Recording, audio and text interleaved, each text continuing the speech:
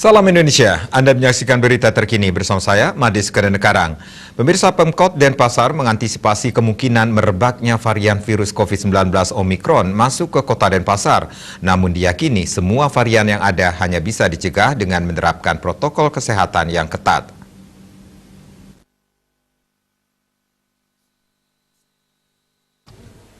Kabag Protokol dan Komunikasi Pimpinan Dewa Gederai yang juga merupakan jubir Satgas COVID-19 Kota Denpasar menyampaikan, dalam mengantisipasi masuknya varian Omikron, tidak perlu panik, namun tetap waspada dan hati-hati, serta menerapkan protokol kesehatan dengan ketat dan disiplin. Dikatakan, pemerintah Kota Denpasar pernah mengalami lonjakan virus COVID-19 varian Delta pada akhir Juli lalu. Berbekal pengalaman itu, pihaknya yakin akan lebih siap menghadapi varian Omikron. Dewa Gederai mengatakan semua varian yang ada hanya bisa dicegah dengan menerapkan protokol kesehatan yang ketat.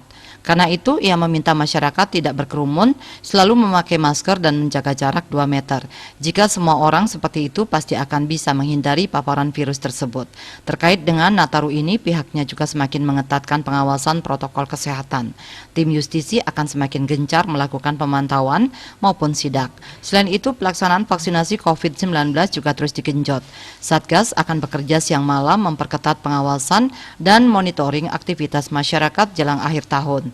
Selain itu, Pemkot Denpasar juga tidak menggelar pesta akhir tahun agar tidak menimbulkan kerumunan.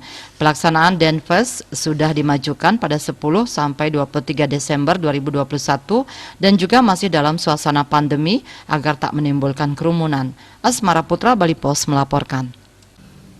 Untuk mencegah penyebaran COVID-19, ingat pesan Ibu selalu terapkan 3M, wajib memakai masker, mencuci tangan, jaga jarak, serta hindari kerumunan.